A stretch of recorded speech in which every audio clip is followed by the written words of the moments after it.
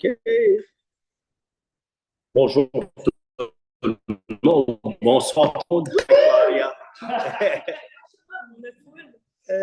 Bonsoir à tous. Nous sommes le 21 mars 2025. Il est présentement 17h05. Excusez-nous pour le court retard, pour le petit retard. On était en discussion tout le conseil ensemble. Et puis, comme vous le savez, le conseil délibère jusqu'à la dernière minute. Puis là, il y a eu quelques opinions un peu divergentes sur un petit point. Donc, c'est toujours important de prendre le temps de prendre des bonnes décisions.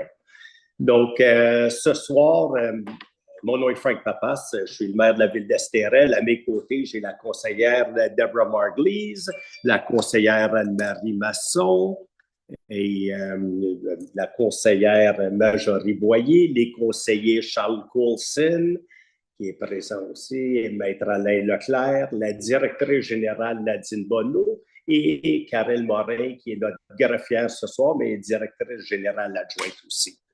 Et Mme Baruch, qui est dans la salle d'audience. Dans la salle d'audience, je ne suis plus au palais de justice, dans la salle ici à l'Hôtel de Ville. Donc, nous allons procéder avec l'adoption de l'ordre du jour. Donc, qui propose et puis... Ah oui, c'est vrai, en rajoutant, merci de l'avoir dit, on va rajouter un point à l'ordre du jour, c'est le point 7.7, qui est une demande de dérogation mineure pour le lot 5508 767 chemin d'Estérel qui finalement ça se relie au point 7.4 qui est une demande de PIA pour la construction d'un bâtiment principal et un aménagement de terrain de tennis. Donc, on rajoute le point 7.7 à l'ordre du jour. Et avec ce rajout-là à l'ordre du jour, qui adopte l'ordre du jour ou qui propose, M. Coulson propose, et puis secondé par Mme Masson, et puis voté par, je pense, tous les conseillers qui sont présents. Hein? Merci. Mme Boyer. Ah, ça, c'est avec la... OK. OK, parfait. Donc, aussi, ce qu'on va faire, on va adopter le procès-verbal de la dernière séance ordinaire du Conseil du 21 février 2025 qui propose, Mme Boyer propose, et puis secondé par M. Leclerc et par tous les conseillers. Merci. Les comptes payés et à payer. Donc, là-dessus, on a... des remises de fonds. Le plus grand, le deuxième, 10 500 qui constitue une remise de garantie qu'on avait pris pour une construction qui finalement ne s'est pas faite. Donc, on a remis l'argent aux citoyens. Après ça, il y a quelques petits montants. Ces listes-là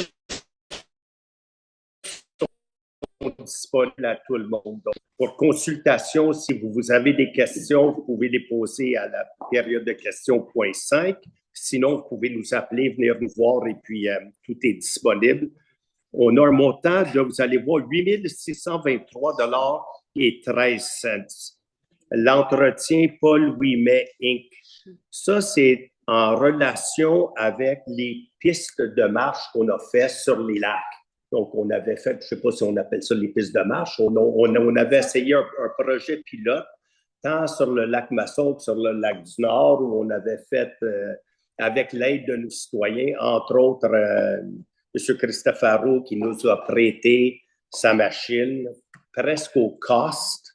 L'essence nous a presque rien coûté. Je ne dis pas que c'est le prix qu'on pourra avoir l'année prochaine, mais le tout nous a payé 8 103 et 13 cents. Il y en a, et j'ai entendu des personnes dire à Sainte-Marguerite qu'on avait dépensé pour faire ça qu'on avait dépensé 200 000 $ pour faire ce qu'on a fait, alors que le vrai montant est de 8 623 et 13 cents. Mais on a eu un très, très bon prix grâce à certains de nos citoyens se sont dévoués pour la cause et puis qui finalement ont fait une donation, si on veut, à la ville parce que c'est presque infaisable à ce prix-là, comme on l'avait annoncé au début. Puis merci entre autres à M. Cristofaro et à M. Ouimet aussi, là, puis je sais que Paul est le nom du fils là, de Maxime Ouimet qui a travaillé là-dedans. Il y avait M. Belleval aussi qui a mis des heures là-dedans. Donc, ça, c'est le 8 000 $, 8 600 $. Et puis, à part de ça, d'autres gros montants, on a du diesel à 18 000 $. Donc, en tout et partout, on a un montant de 206 645 et 91 cents qui propose et qui appuie qu'on approuve la liste des comptes à payer à ce montant-là, proposé par M. Leclerc et secondé par Mme Arglise, et puis voté à l'unanimité des conseillers sur le point 3. Sur le point 4, on va déposer le rapport de délégation de Mme Bonneau, la directrice générale, qui sont les mêmes montants qui se retrouvent au point 3. L'explication par le maire sur les points de l'ordre du jour. Donc, là-dessus, le salaire des élections. On a des élections qui nous arrivent au mois de novembre de cette année, des élections municipales. Les fédérales devraient être annoncées, je pense, dimanche. Bien là, je ne suis pas dans le secret des dieux, que le meilleur gagne, et puis entre les trois partis. Mais nous, on a des élections au mois de novembre, le 2 novembre 2025. Donc, il faut fixer la rémunération du président d'élection, du secrétaire d'élection et puis de tous les autres. Donc, voici les montants qui sont là. Pour le président, on parle de 4 200 $ pour la secrétaire, parce que, évidemment, le président va être le directeur, secrétaire d'élection va être la greffière, scrutateur, ça c'est donc il y a 4 200 pour la présidente ou le président, 3 150 pour le secrétaire, scrutateur c'est 425 $, 375 $ pour le secrétaire, donc il y a des montants qui sont là et on a un tableau comparatif de ce que d'autres villes ont adopté ou ont payé ou vont payer, donc Piémont, Saint-Sauveur et Saint-Marguerite, qui ont des populations plus grandes que la nôtre. Donc, les comparatifs ont été faits et puis on trouve que c'est vraiment ce qu'il faut. Donc, ça, c'est au point 6.1. L'octroi d'un contrat de service professionnel pour la défense de la ville d'Estérel au point 6.2. Ça, c'est dans une contestation. On a refusé de payer des factures qui nous avaient été envoyées par Saint-Marguerite-du-Lac-Masson, puisque la dette était prescrite. Donc, voilà. Donc, il n'y a plus d'obligation légale. Donc, on s'est fait poursuivre là-dedans, mais donc, on engage des avocats pour dire, mais la dette n'est pas due, elle est prescrite, donc on n'a pas d'affaire à le payer. Au point 6.3, on va donner notre appui à la candidature de la MRC des Laurentides. Donc ça nous engage à rien.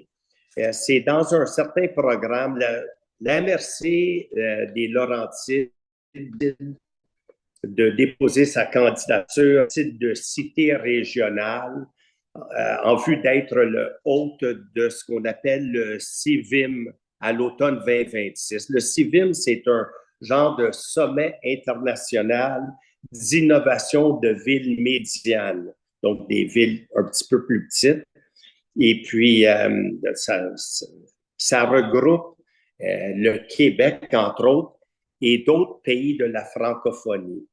Donc, la MRC de Laurentides désire ou souhaite que le CIVIM ait lieu au Mont-Tremblant. Ils nous ont demandé de les appuyer, donc on va les appuyer avec notre résolution d'appui. Au point 6.4, l'embauche de patrouilleurs nautiques. Donc, il y a lieu de procéder, évidemment, l'été s'en vient, le printemps s'en vient. Donc, on va engager, suite aux recommandations de la directrice générale et du directeur responsable de la patrouille nautique, M. Ménil, qui nous recommande l'embauche de 3 personnes. Donc, on va engager 3 personnes pour travailler là-dessus. Et non seulement est-ce qu'on va les engager, mais on va les nommer et les autoriser à appliquer les lois et les règlements municipaux et de la loi sur la marine marchande du Canada afin qu'ils puissent exercer leur devoir correctement et en fonction de la loi. Ça, c'est le point 6.5. Au point 7.1, il y a lieu c'est une demande de PIA. On a les membres du CCU qui sont présents, le président, M. Leclerc aussi, qui est ici, si vous avez des questions. Il y a un PIA pour le 3 avenue des Verdiers. C'est de rénovation d'un bâtiment principal. Il s'agit de refaire un peu la toiture, la terrasse, la porte. Il y a une recommandation qui est favorable du CCU. Et puis, à moins d'un vote contraire, on pense que ça va être approuvé. On va approuver le PIA. Et puis, on va recevoir évidemment la recommandation favorable du CCU. Le 72 chemin d'Estérel, ça, c'est une autre demande de excusez-moi. Au 72 chemin d'Estérel, ça, c'est une demande encore de PIA. Le CCU nous recommande, c'est une recommandation défavorable puisque la qualité esthétique et l'intégration harmonieuse du projet dans le milieu environnant rencontre pas les critères. Donc, je pense que le vote, ça va être de refuser là-dessus. Quant au PIA, du 11 avenue des Alouettes, on a une recommandation encore défavorable du CCU et à cause du même critère de la qualité esthétique et l'intégration harmonieuse du projet dans le milieu environnant. Donc là-dessus, il va y avoir probablement un refus suite au vote, mais je vous l'annonce tout de suite. Mais on va passer au vote tout à l'heure, si c'est nécessaire. Et au point 7.4, qui est le 167 chemin d'Estérel, qui va se regrouper, qui va toucher avec le même point, le 7.7 qu'on a rajouté. Là-dessus, on va passer au vote. Je vais vous dire que pour le 167 chemin d'Estérel, il y avait eu une recommandation défavorable du CCU, mais il y a eu des changements qui ont été apportés, tant aux couleurs, à la superficie et puis au look de la construction. Et puis le conseil, c'est pour ça qu'on était un peu en retard, a eu des grandes discussions avec le CCU. Donc, les membres du CCU, mais pas tous les membres, mais les 3 membres qui sont sur le CCU, qui sont membres du CCU, qui sont des conseillers aussi, qui sont ici présents. Donc, on a eu certaines discussions et puis on va passer au vote tout à l'heure, mais ce qui avait été, ce qui est une recommandation défavorable du CCU, même si on a une recommandation favorable ou défavorable, c'est le vote du conseil qui doit primer et qui compte. Donc, on verra plus tard. Donc, ça, c'est en lien avec le point 7.7, qui est une demande de dérogation mineure pour un toit plat, qui, comme on le sait, là, depuis plusieurs années, des demandes de dérogation mineure, à moins qu'il y ait quelqu'un qui ait une objection dans la salle ou ailleurs pour s'objecter au toit plat, parce que c'est une demande de dérogation.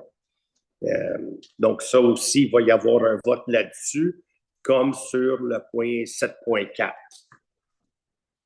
Au point 7.5, Ça, qui est en relation, le point 7.5 et le point 7.6 se regroupent. Donc, il y a un avis de motion suivi de l'adoption d'un projet de règlement. Donc, longue histoire courte, on donne un avis de motion à l'effet que sera présenté ultérieurement à une séance prochaine un règlement de concordance. Et puis, donc, on donne l'avis de motion et ce soir, on a l'intention d'adopter le projet de règlement de concordance qui modifie un règlement de zonage et un règlement sur les conditions d'émission de permis de construction qui ont été amendés, entre autres, et ceci suite à l'entrée en vigueur d'un règlement de la MRC qui a modifié les schémas d'aménagement et de développement de la MRC. Donc, à la MRC, ce qui nous chapeaute, si on veut, le 8 novembre 2024, il y a un règlement qui a été adopté à la MRC qui a modifié le schéma d'aménagement et de développement du territoire des pays d'en haut. Nous, on est une des villes, des 10 villes de la MRC des pays d'en haut. La loi, l'article 58, entre autres, je pense, de la loi sur l'aménagement de l'urbanisme, prévoit que dans les 6 mois de l'entrée en vigueur du règlement de la MRC, il faut que nous, puisqu'on fait partie de la MRC, on adopte ou on ajuste, on modifie nos règlements pour que nos règlements se concordent à ce que la MRC a fait. Donc, on n'a pas le choix que de le faire. Ça ne change pas grand-chose. Ça vient spécifier des choses. Donc, on va ajuster notre réglementation en conséquence pour qu'elle soit, notre réglementation, conforme au schéma d'aménagement de la MRC. Et puis, la loi nous l'oblige de le faire.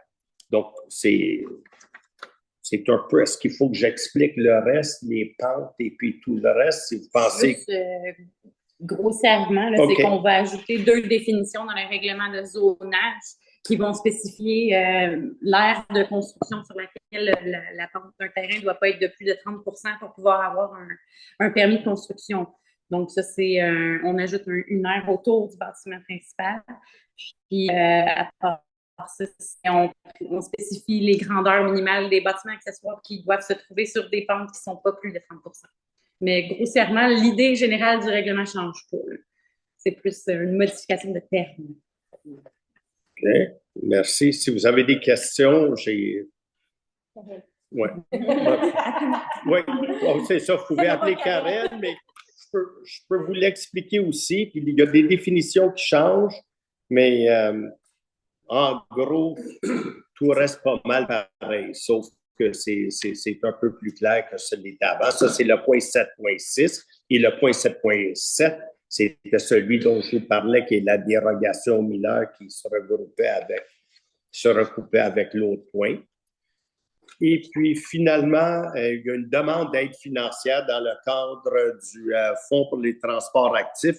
Donc, considérant qu'on a un projet qui s'appelle le corridor Lac-Masson, qui vise à l'aménagement d'un lien cyclable à partir du parc d'Estérel et débouchant sur le chemin des auteurs à Sainte-Marguerite du Lac-Masson, qui est d'environ 2200 mètres de longueur, et qu'on désire déposer une demande d'aide financière. On va autoriser la directrice générale à transmettre notre demande d'aide financière et puis de remplir tous les documents nécessaires pour le faire, et on va s'engager à payer le coût d'admissibilité au projet. Donc, ça ne nous engage à rien. On espère être capable d'avoir un financement additionnel. On l'a déjà eu. Puis, on essaie de chercher tous les sous qu'on peut avoir pour accoucher de notre projet ce printemps, qui devrait débuter ce printemps. Le 7 avril. Le 7 avril. Donc, je ne sais pas si on va passer à la première période de questions. Je ne sais pas s'il y a des questions. Madame Barouche n'a pas de questions. Merci. Pas de questions. On va passer à la deuxième période de questions. Madame Barouche, avez-vous des questions pour la deuxième? Des questions d'ordre général? Oui, allez-y, s'il vous plaît. Est-ce qu'il y a des nouvelles pour le golf? Oui, bien, sur l'expropriation du golf, oui. Donc, sans rentrer dans les détails, parce que c'est devant les tribunaux, comme vous savez, on a procédé là, à envoyer, là, excusez les termes, l'avis d'expropriation, le tout selon la loi. Olymbec, la partie expropriée, a contesté notre droit d'exproprier en invoquant toutes sortes de choses. Je ne veux pas rentrer dans les détails. Donc, nous, ce qu'on a fait, c'est qu'on a procédé à déposer une requête en irrecevabilité de leur contestation. En deux mots, je pense que, dit très grossièrement et sans me lier pour les avocats, on a aidé vendredi dernier devant la Cour supérieure que même théoriquement, même si tout ce qui était allégué dans la contestation de la partie expropriée était vrai, chose qu'on n'admet pas, mais c'est le fardeau qu'on a, qu'il ne devrait pas être entendu, que la contestation n'a aucun mérite. Généralement, en tout cas, donc, c'est ce qui a été plaidé, c'est irrecevabilité, j'espère que c'est le bon terme, de la contestation logée par Olymbec. Et le juge de la Cour supérieure, vendredi dernier, suite aux arguments de part et d'autre, ont pris la cause en délibéré. Donc, le juge a pris la cause en délibéré. Donc, on va attendre la décision de la Cour supérieure là-dessus. Pardon? On n'a aucune idée du délai, par contre. En matière civile, là, les juges vont rendre la décision lorsqu'ils veulent, mais lorsqu'ils veulent. C'est un... Merci. Donc, s'il n'y a pas d'autres questions, on peut peut-être procéder. OK. Tout de suite. Donc, au niveau du point 6.1, le salaire des élections. Oui, c'est bon. Oui, excusez. Non, ça va. Salaire des élections. Qui propose et qui appuie que l'on fixe des rémunérations. Je ne sais pas s'il faut, je ne suis pas obligé de les énumérer. Pour le personnel électoral, pour les prochains référendums municipaux ou élections municipales à avoir lieu à l'Estérel, qui propose et qui Mme Masson propose, appuyé par M. Leclerc et puis voté à l'unanimité. Au point 6.2, qui propose et qui appuie que l'on octroie un contrat de service professionnel à Maître Sylvain Laloy du cabinet d'avocats d'Anton Rainville au taux horaire de 410 $, puis d'autoriser Mme Bonneau, la directrice générale, et aussi la trésorière, excusez-moi, de signer au nom de la Ville tout document relatif à ce contrat. Dans notre contestation, M. Leclerc propose, appuyé par M. Coulson, que j'ai vu sa main levée, et voté par tout le monde. Appui de la candidature de la MRC des Laurentides pour le CIVIM 2026, qui appuie la candidature, qui propose d'appuyer la candidature et informer le comité de sélection que la Ville de Mont-Tremblant est une ville membre du caucus des municipalités du Québec. M. Leclerc propose, Mme Margulies seconde, et puis voté par tout le monde. Embauche des patrouilleurs nautiques. Donc, on va embaucher, ou qui propose que l'on embauche et qu'on appuie l'embauche de Mme Nora Côté, Mme Camille Etu et Mademoiselle ou Mme Émilie Maltais dans la fonction de patrouilleur nautique et agent de sécurité en tant que salarié étudiant à temps partiel échelon 1 à compter du 1er mai 2025, proposé par M.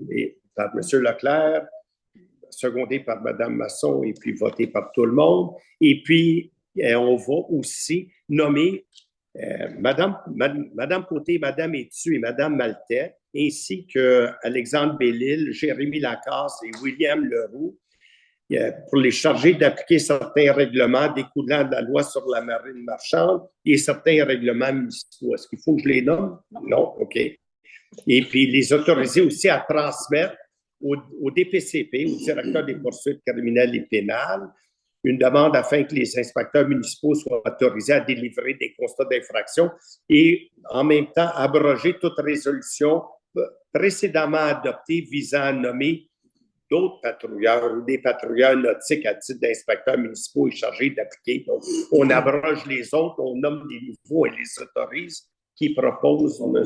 Leclerc propose, appuyé par Mme Boyer. Le PIIA du point 7.1, laissez-moi y aller 2 petites secondes, s'il vous plaît. Le PIIA. Donc, ça, c'est pour le 3, Avenue des Verdiers, la rénovation du bâtiment principal qui propose et puis qui seconde ou appuie que l'on reçoive la recommandation favorable du CCU et puis qu'on approuve le PIIA. Proposé par M. Leclerc, secondé par Mme Margulies, et puis c'est voté à l'unanimité.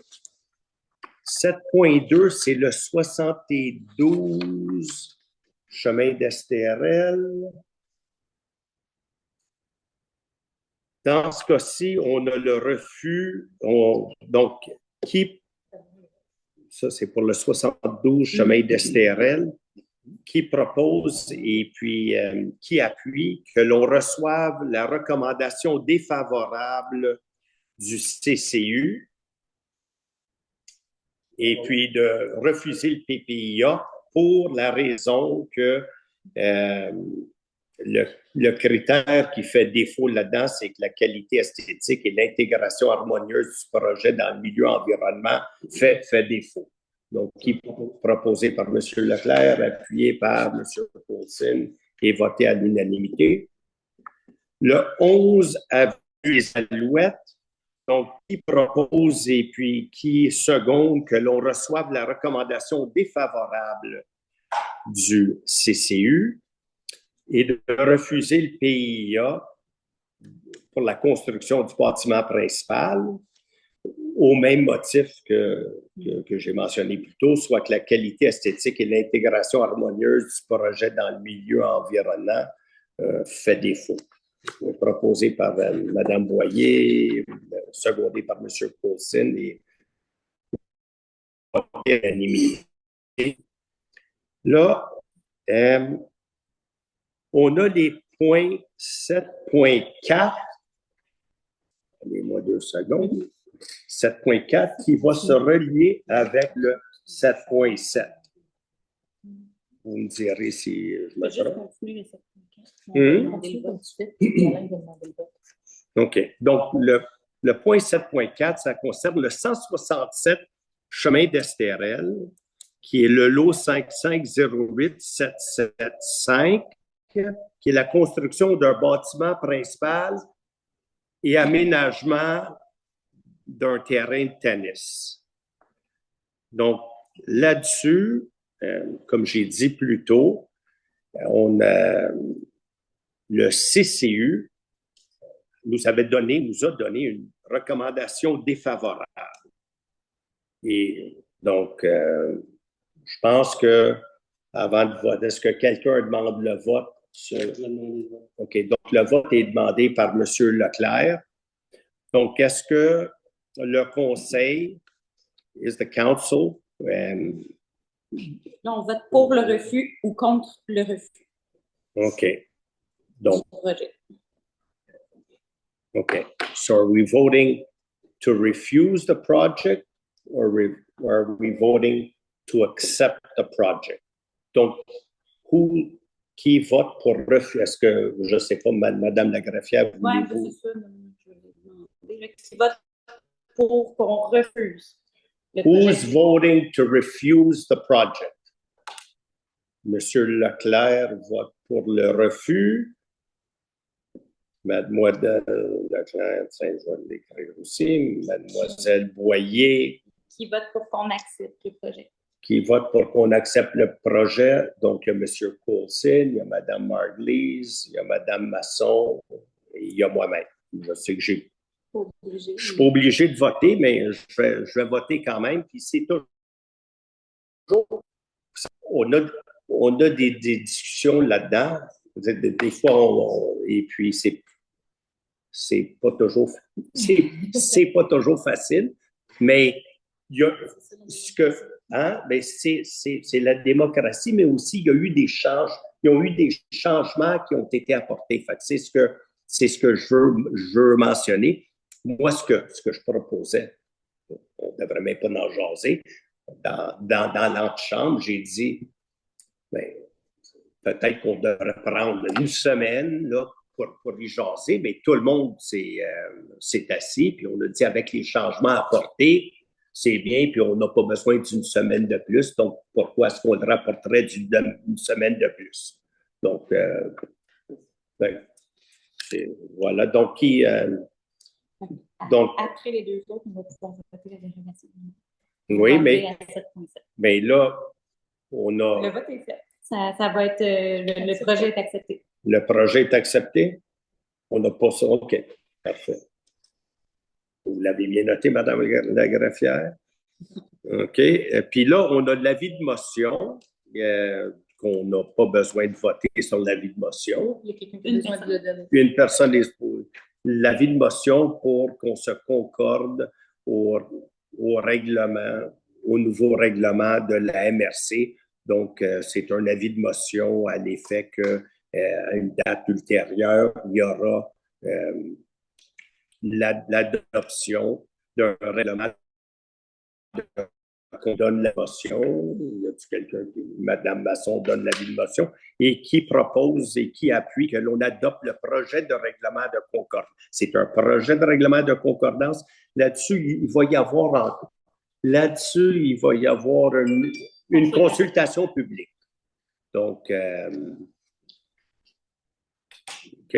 Donc, il y a une consultation publique qui va avoir lieu. Ça, c'est un projet. Et comme vous allez voir, tout est en ligne. Je ne sais pas si c'est en ligne encore. Tout est en ligne.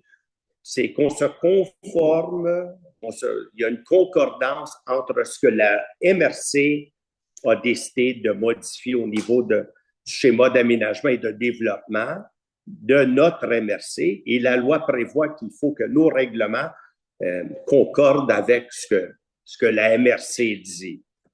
Donc, ça, c'est un projet de règlement.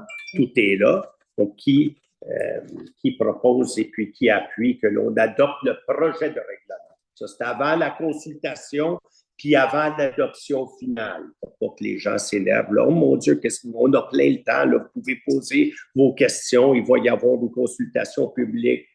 Et je pense qu'on va voir un avocat spécialisé dans le domaine qui va venir vous l'expliquer, comme on avait déjà fait à l'époque de Maître Côté lorsqu'il était venu. Donc, qui propose, M. Leclerc propose, appuyé par Mme Boyer et puis voté par tout le monde. Merci. 177, chemin d'Estérel. Ça, c'est le même point que le point antérieur, qui était 7.4. Donc, on parle d'une demande de dérogation mineure pour le 167, chemin d'Estérel, une construction d'un bâtiment principal et un aménagement d'un terrain de tennis, mais ça, c'est plus pour permettre la construction d'un toit plat. Est-ce que je l'ai assez décrit de cette façon-là? On se demandait s'il fallait demander le vote, mais étant donné que le projet est accepté, la dérogation elle est accordée. Ben, on va proposer ce qu'on dit. OK. Qui propose que Mme Masson propose, Mme Margulies seconde pour le toit plat, 167 chemin d'Estérel et tout le monde. Bon, peut-être. Est-ce qu'on donne le vote là-dessus? Donc, à l'unanimité. À l'unanimité. Demande d'aide financière, donc il faut-tu proposer? Pour... Oui, OK. Qui propose et puis qui appuie que l'on demande de l'aide financière pour nous aider dans l'aménagement du lien cyclable entre le parc Estérel et puis, oui, Mme Boyer propose, appuyé par M. Coulson et voté à l'unanimité. Je pense que demande d'aide financière. Oh, il reste un point à l'ordre du jour, le point préféré de M. Leclerc, la levée de la séance. Non, c'est des plans. Est-ce que vous proposez, Monsieur Leclerc? Monsieur Leclerc propose, secondé par Mme Boyer et par Mme Baruch. Voter à l'unanimité. Merci beaucoup et puis